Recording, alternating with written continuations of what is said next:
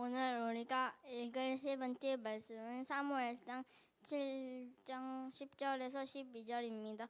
구약 성경 사무엘상 7장에서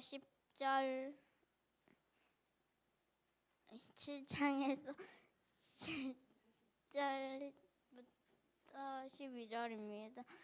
사무엘이 번제를 드리고 있을 때 블레셋 군이 이스라엘과 싸우려고 접근해 왔으나 여호와께서 큰 천둥 소리로 그들을 혼란 속에 몰아넣으셨다. 그래서 이스라엘 군은 그들을 격퇴하고 미스바에서 벳갈까지 계속 추격하며 그들을 쳤다. 그때 사무엘은 돌 하나를 주어 미스바와 센 사이에 세우고 여호와께서 여기까지 우리를 도우셨다 하고 그 이름을 에벤에셀이라 불렀다. 아멘. 이는 거룩하신 하나님의 말씀입니다.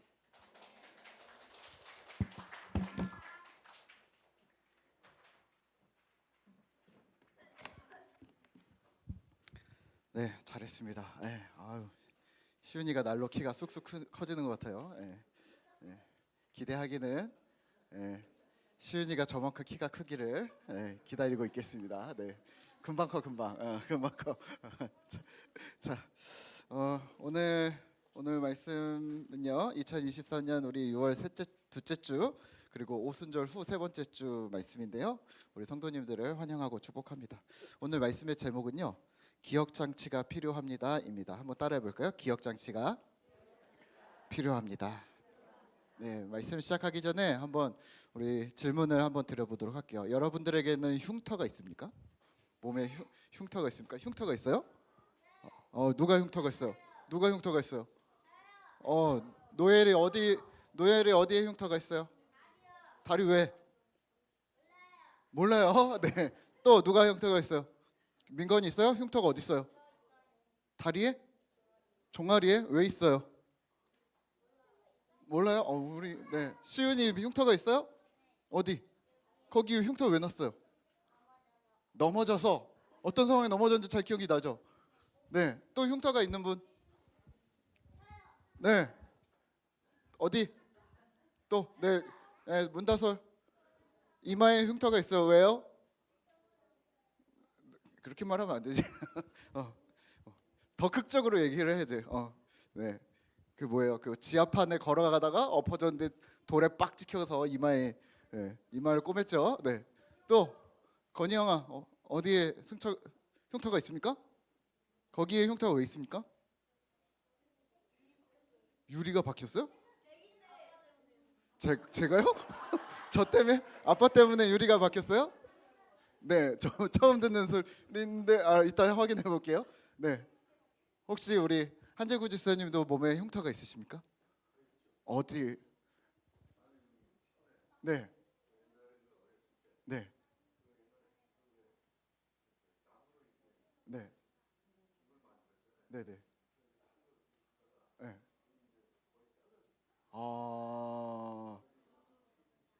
네. 지금 괜찮으시고, 네, 네. 우리 지용 형님도 혹시 흉터가 있으십니까? 몸에 어디? 발바닥에 왜요? 네, 네. 콜드 크림을 밟았어요. 네, 깨진 걸. 네. 5cm 이만큼이네요. 그래요. 자, 흉터 하죠. 그만. 그만. 이따 끝나고 나서 흉터 나누세요. 네. 흉터를 제가 짜고 얘기한 거 아니고 준비하세요 한 거 아니고 그냥 지금 물어봤는데 흉터 하면 빡 생각이 나잖아요. 그렇죠? 저도 여기 손바닥에 흉터가 이만한 게 없습니다. 네, 없어요. 왜냐면 흉터가 엄청 제가 설거지 하다가 유리를 바삭 부서져 컵이 깨졌는데 여기가 쫙 찢어졌는데 네. 그리고서 붕대를 칭칭 감고 제가 일하러 간 적이 있거든요. 그래서 막 피를 흘리면서 손에서 막 피가 나는데 수화하고 뭐 아무도 안 바꿔주고 하루 종일 일을 했던 기억이 있는데 그 다음 날 병원에 갔는데 의사 선생님이 진짜 귀신같이 꼬매셨어요. 그래서 분명히 여기가 쫙 완전히 그날 피가 철철 하루 종일 그랬는데 그 다음 날 꼬매고 그 다음에 풀었는데 없어요. 신기해요. 흉터가 있으면 흉터가 있는 대로, 없으면 없는 대로 막 우리가 기억이 잘 남아 있는 거죠. 예.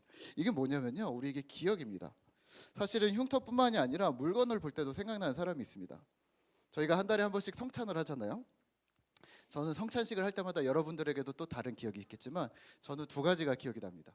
항상 기억이 나는데요. 왜냐하면 하나는 포도주스.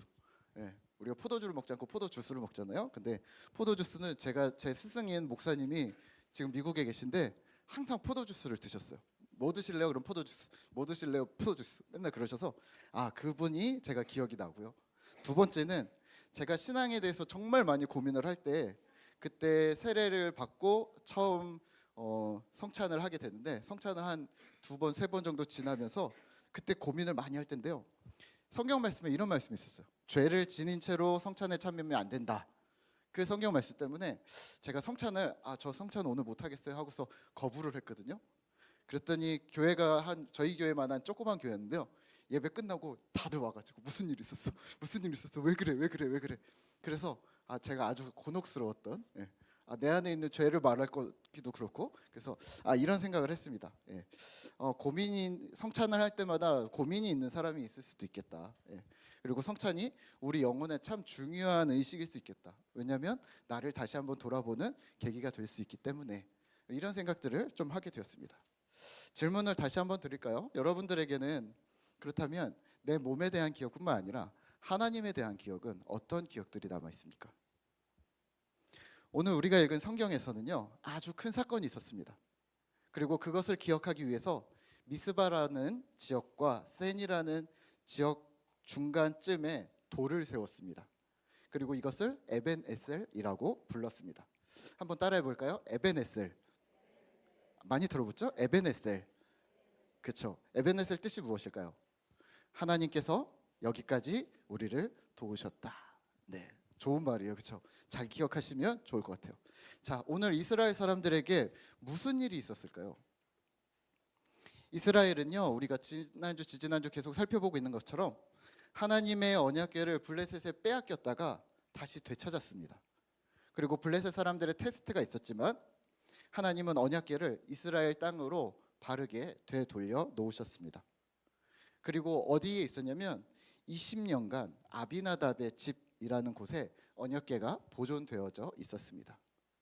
그리고 20년 동안 이스라엘의 신앙은요, 그냥 있었던 게 아니라 더 깊어졌습니다. 그래서 오늘은 사무엘상 7장 전체를 함께 읽으시면 되겠는데요. 이런 구절이 나옵니다. 이스라엘 온 족속이 여호와를 사모하니라.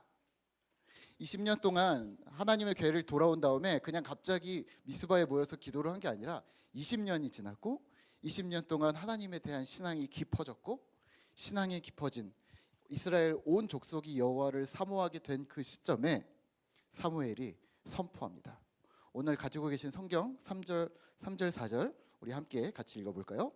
사무엘이 이스라엘 온 족속에게 말하여 이르되 만일 너희가 전심으로 여호와께 돌아오려거든 이방 신들과 아스다롯을 너희 중에서 제거하고 너희 마음을 여호와께로 향하여 그만을 섬기라.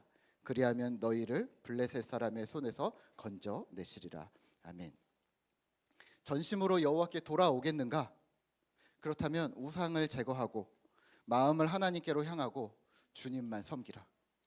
그러면 하나님께서 너희를 블레셋에서 완전히 구원하실 거야 라고 약속하셨습니다. 어떻게 되었을까요? 4절입니다. 이에 이스라엘 자손이 바알들과 아스다롯을 제거하고 여호와만 섬기니라. 이스라엘은요, 우상을 제거했습니다. 그리고 하나님만 섬기기로 작정하고 행동합니다. 사무엘이 이런 모습들을 보면서 진심이구나, 진짜구나 하면서 이렇게 요청합니다. 미스바로 모이라. 5절입니다. 함께 회개하고 내가 너희를 위하여 기도하겠다. 미스바로 모이라. 6절입니다. 온 백성이 미스바에 모여서 물을 길어 여호와 앞에 붓고 하루 종일 금식하고 범죄를 고백합니다. 우선 오늘 우리가 체크할 두 가지 중에 첫 번째 부분입니다. 하나님과의 관계 회복입니다.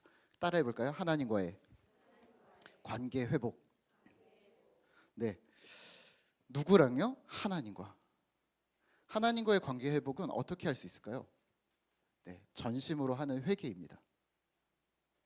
목사님, 저는 죄가 없는데요. 목사님, 저는 잘해왔거든요. 네, 회개는요, 방금 우리가 무엇을 잘못한 어떤 걸 회개하라는 말을 넘어서서 삶의 방향, 공동체와 시대에 대한 역사 의식까지도 포함됩니다. 이스라엘은 미스바 광장에 모여서 회개했습니다. 하나님, 우리가 범죄했습니다. 말뿐이었을까요? 산당, 신당의 우상과 섬기는 물건들을 모두 제거했습니다. 본문에서는 바알과 아스다롯을 제거했습니다.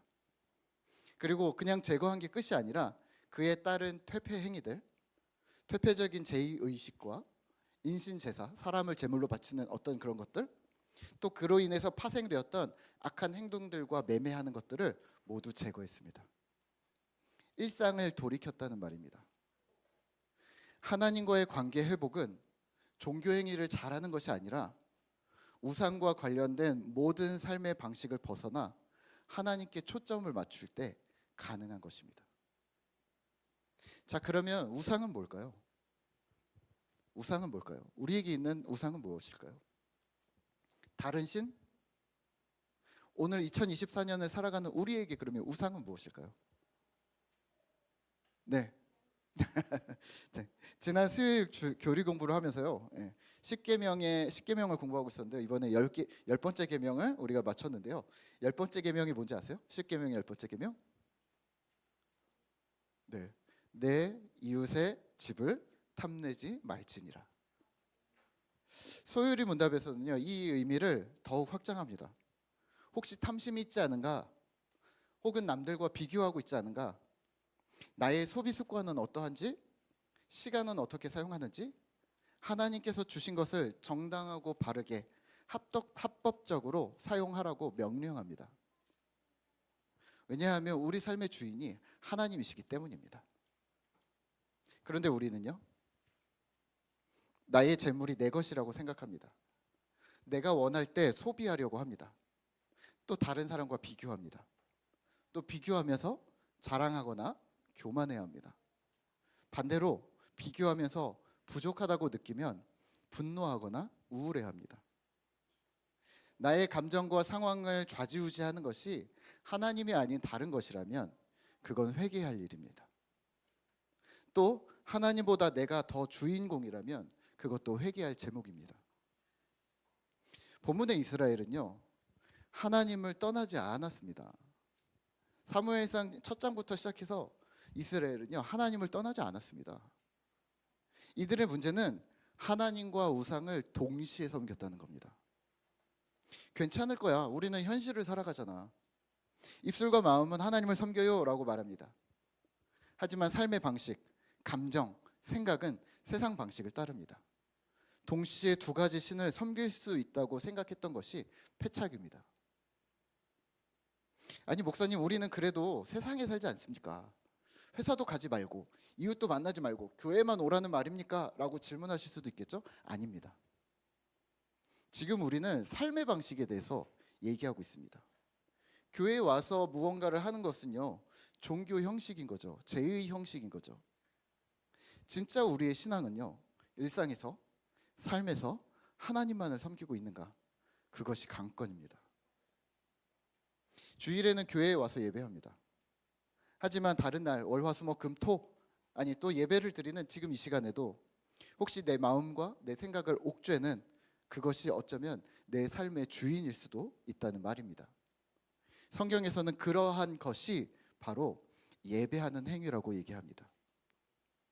우리는 무엇을 예배하고 있습니까? 당신은 무엇을 예배하고 있습니까? 걱정과 근심, 삶의 문제들에 몰두되어져 있을까요? 네, 예배입니다. 아이들이 게임 하면 눈이 동그래지거든요. 게임 시켜줄까? 그럼 게임 막 이러거든요. 그렇죠, 노엘이. 게임 눈이 이만해졌죠? 네. 근데 그렇게 눈이 이만해지는 거 예배입니다.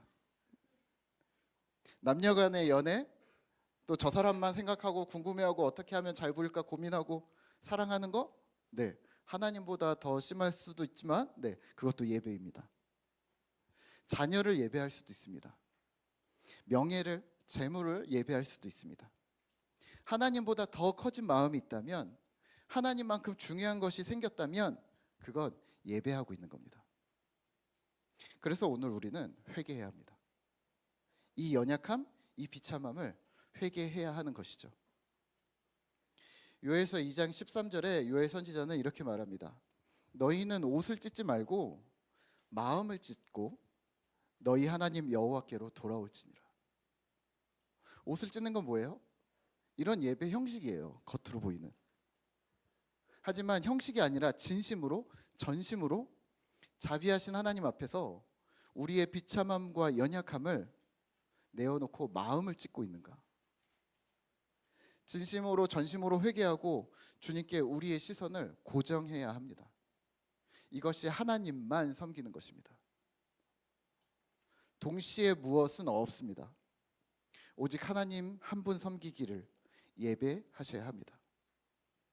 오늘 본문에서는요, 특이한 사건이 아주 짧게 또 기록되어져 있습니다. 7절에서 10절인데요, 이스라엘 백성이 미스바 광장에서 사무엘과 함께 모여서 기도합니다. 회개하며 기도합니다. 우리가 하나님을 섬기겠습니다. 우리가 열심히 하고 있지만 잘못했습니다. 그런데 이 회개가요, 잘 보시면요, 잠깐, 한나절, 한 시간, 몇 시간 이런 게 아니라요, 며칠간 계속되었습니다. 무슨 말일까요? 일정 기간 이 회개에 하나님과의 관계 회복에 집중했다는 말입니다. 이렇게 상상해 보면 어떨까요?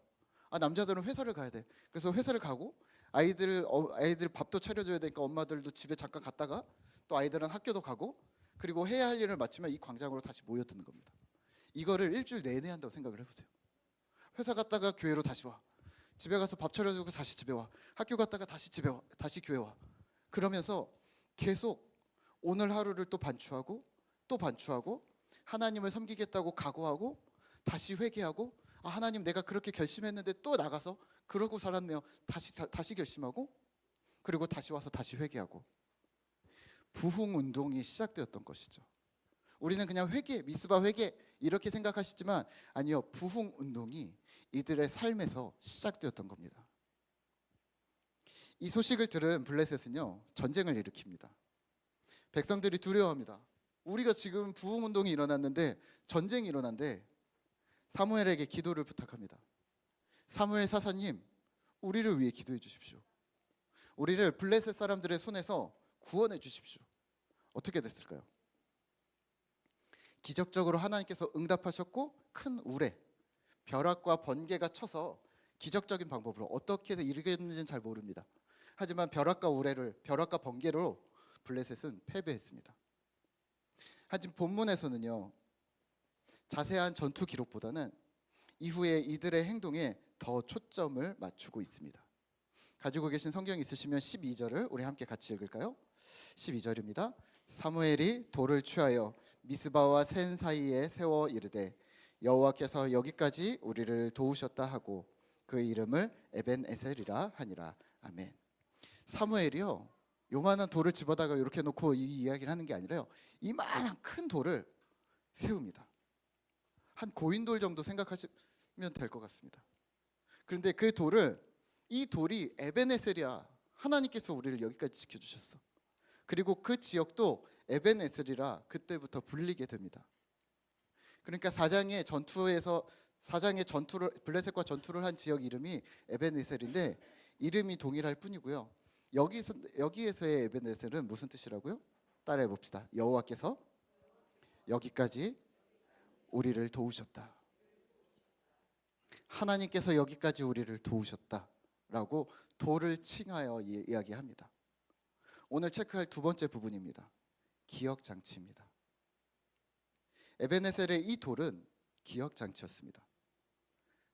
하나님께서 여기까지, 지금까지 20년이라는 시간보다 더 긴 시간이었을 텐데요, 여호와의 언약궤를 빼앗기고 하나님의 영광이 떠난 것 같고 전쟁에 패배하고 수치를 당하고 또 언약궤가 돌아오고, 그리고 20년이 흘러 미스바에서 제대로 회개하기 시작합니다. 그리고 블레셋과의 전쟁에서 승리합니다. 하나님이 지키셨구나, 우리의 수치를 이제 깨끗하게 하셨구나, 하나님의 은혜를 이스라엘은 깨닫습니다. 이들은요, 이 장소에서요, 전쟁에 이겼을 뿐만 아니라 평화를 약속받습니다. 그리고 실제 사무엘이 살아있는 동안 블레셋의 모든 공격을 하나님께서 막아주셨습니다. 이 에벤에셀에는 어떤 메시지가 있었을까요? 큰 돌을 보며 어떤 메시지가 있었을까요? 이스라엘 백성들이 자녀들에게, 후손들에게 이렇게 설명하지 않았을까요? 아빠, 저 돌이 뭐예요? 라고 물으면, 아, 저건 에벤에셀이야. 우리에게 이러이러한 고난과 수치가 있었는데 하나님께서 우리를 지켜주셨어. 하나님이 우리 주인이셔.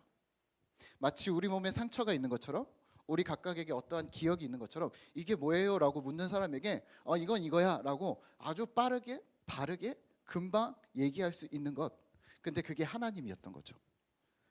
이스라엘은 하나님의 이 에벤에셀을 보며, 하나님과 기억이 있는 이 기억장치를 보며, 그리고 또 이 스토리를 들은 자녀들도 에벤에셀이라는 돌을 볼 때마다, 이 지역을 기억할 때마다 이 사건을 기억하지 않았을까요? 하나님이 기적적으로 우리를 구원해 주셨어. 지금 있는 평화가 그때로 이어진 거야. 이 돌은, 에벤에셀은 기억 장치였습니다. 하나님이 우리의 하나님이시다. 마음에 각인하게 되는 장치였습니다. 우리는 하나님 백성이다. 하나님은 우리의 하나님이다. 정체성을 잃지 않게 만드는, 과거와 현재를 잇는, 그리고 천상과 지상을 잇는, 그리고 하나님과 우리가 이어져 있다는 것을 기억하게 하는 믿음의 기억 장치였던 것입니다. 오늘 우리에게는 이런 믿음의 기억 장치가 있으십니까? 이스라엘은요, 이걸 엄청 잘했습니다. 신명기 6장에 보면 내가 들어가고 나오고 문설주의 문지방에 이마에 손목에 여호와 경외라는 그 문구를 써서 붙여놓고 계속 기억해라. 기억하는데 도사였습니다. 이스라엘의 절기도 있죠. 여러 번 했는데요. 6월절, 7.7절, 초막절, 이런 절기를 우리가 지키면서 하나님이 우리를 지키셨어, 보호하셨어 라는 것을 기억하게 했습니다. 여호수아 4장에서는 요단강을 건널 때는요, 요단 강물이 건너지고 건넙니다. 그리고 건너자마자 돌 12개, 그래서 24개를 취해서 하나는 강 밖에, 하나는 강 안에 똑같이 세워둡니다. 그리고 이 12개의 돌을 볼 때마다 하나님이 여기까지 우리를 도우셨구나 기억하게 했습니다. 요단강이요, 요단강물을 가르고 건넜지만 사실은 요단강이 우리가 제부도 넘어가는 것처럼 때때마다, 근데 매일은 아니고 계절마다 우기와 건기가 있는데 계절에 한 번씩 이 길이 열리는 거예요. 근데 그 계절에 한 번씩 열리는데 강 밑바닥에 돌이 12개가 있는 거죠. 다시 질문을 드릴까요? 여러분들에게는 이런 믿음의 기억 장치가 있습니까? 나에게뿐만 아니라 또 우리 가정에, 가문에, 우리 공동체에 기억 장치가 있는가 말입니다. 예전에 저에게 한 아버지 뻘 정도 되는 집사님과 거의 할아버지 집사님이죠. 긴 시간 대화를 나눈 적이 있는데요. 어릴 적 이야기를 한참 하셨습니다. 몇 시간 하셨는데 이런 얘기를 하셨어요. 인상이 남는 게, 목사님, 저는 저 어릴 때 어머니가 우리 동네 목사님과 바람이 난 줄 알았습니다. 그래서 아니 왜요? 그랬더니 이렇게 쓰는 거예요. 어머니가 시장에서 야채를 파시면서 5남매를 길렀는데 없는 형편에 배가 고파 죽겠는데 자꾸 돈을 교회에다 갖다 주는 거예요. 그래서 제가 너무 수상하게 여겼습니다. 그리고 또 밤마다 1,000원짜리를 다리미에 빳빳하게 다려가지고 성경책에다 자꾸 끼워두는 거예요. 그리고 그걸 헌금 내시는데 배가 고파서 그거를 우리가 많이 훔쳐다 먹었습니다. 이렇게 얘기하셨습니다. 집사님이 나이가 많으셨거든요. 그런데요, 신앙이 좋으셨어요. 그런 어머니의 모습, 그러니까 어머니의 방식으로 어머니가 하나님 경외하는 모습을 본 집사님이 어떤 인생을 사셨을까요? 설마 남자 집사님이신데 엄마랑 똑같이 1,000원짜리를 다리미로 이렇게 밀면서 야 이렇게 하는 거야 신앙생활 이렇게 하셨을까요? 아니죠. 그건 아니겠죠. 그런데 지폐와 다리미를 보면 어머니 생각, 하나님 생각, 교회 생각하지 않으셨을까요? 저희 부모님은요, 어릴 적에, 여러분들도 그러셨을지 모르겠지만 어릴 적에 새 옷이나 새 신발을 사면 못 신게 뒀다가 주일에 예배 갈 때 처음으로 계시하게, 처음으로 신게 하셨습니다. 외형이 중요한 건 아니지만 좋은 것, 소중한 것은 하나님 앞에 먼저 보여드리자는 생각이신 것 같았습니다. 저도 아이들한테 강요는 하지 않지만 야 그래도 오늘 새 거 신는 게 낫지 않니? 라고 얘기했는데 오늘도 구멍 난 신발을 신고 왔어요. 그래서 제가 너무 창피한데요. 그래 중요하지 않아. 하지만 그냥 그래요. 예. 헌금도 철저히 내셨습니다. 우리에게 철저하게 가르치셨는데요. 물질이 있는 곳에 마음이 있는 거야. 그러면서 딱 잘라내지 말고 더 넉넉히 해. 그러면서 11조를 하게 하셨습니다. 제가 초등학교 3학년 때 첫 용돈을 3,000원을 받았는데요. 300원을 내려고 했더니 아니야 넉넉히 내는 거야. 그래서 500원을 내려고 했더니 좀 그런 거예요. 그래서 더 내는 게 좋아라고 하셨어요. 고민스럽지만 그래서 1,000원씩 냈습니다. 그런데 어머니가 어떻게 했냐면 잘했다. 엄청 잘했다. 진짜 잘했다. 네가 제일 잘했다. 그 다음부터 어떻게 했을까요? 계속 1,000원씩 냈겠죠. 집안에서는요 매년 가족 기도 제목이 있었습니다. 저희는 매 연초마다 올해는 이걸 가지고 기도한다 뭐 이런 게 있었는데요. 초등학교 저학년 때 이런 기도 제목을 내셨어요. 혁아 올해는 우리 아빠 교회 다니게 해달라고 기도하자. 당시 아버지가 교회를 안 다니셨었는데요. 식사 때마다 대표로 기도하고 또 기도 제목을 항상 넣고 잘 때 또 기도하고 일어날 때도 기도하고 그렇게 기도했는데요. 한 2년 정도 지나니까 아버지가 교회를 나오셨어요. 어머니가 계속 얘기하셨습니다. 한 1, 2년 동안 계속 얘기하셨습니다. 너희 기도가 응답된 거야. 너희가 기도해서 아버지가 교회 오게 된 거야. 너희의 기도에 힘이 있어. 이걸 저희에게 엄청나게 주입을 하셨습니다. 어머니의 방식으로 하나님을 섬겼고 우리에게 그것을 가르치려고 노력을 하셨습니다. 믿음을 보존하고 신자의 정체성을 지키는 기억 장치는요. 남들보다 뛰어난 것을 찾는 게 아닙니다. 내가 할 수 있는 것을 하시면 됩니다.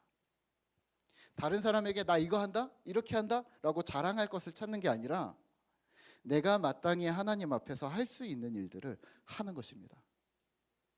나는 내 방식으로 하나님을 그러면 여러분들은 어떻게 섬기고 계십니까? 당신에게는 어떤 믿음의 기억 장치가 있습니까? 또 우리 가정에는 어떤 기억 장치가 있습니까? 말씀을 맺겠습니다. 우리 신앙의 안전장치는 왜 필요할까요? 이 믿음의 기억 장치는 왜 우리에게 필요할까요? 혹시 내 믿음이 바닥을 치거나 혹은 나태해지거나 혹은 바빠서 하나님을 잊어버렸을 때 또는 쾌락이나 중독에 빠져서 하나님을 버렸을 때 다시 하나님 앞으로 우리를 끌고 돌아올 기억 장치가 있어야 합니다. 17세기 영국의 유명한 청교도 목사님인 토마스 브룩스 목사님은 영국 교회에서 경건의 능력이 쇠퇴한 원인은 주의를 엄숙히 지키지 않았기 때문이라고 말했습니다. 주의를 엄숙히 지키지 않았기 때문이다.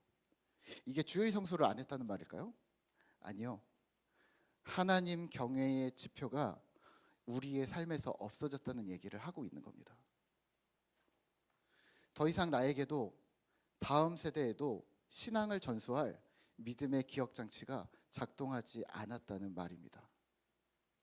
우리 공동체에는 신앙의 기억 장치를 큐티로 삼고 진행을 하고 있습니다.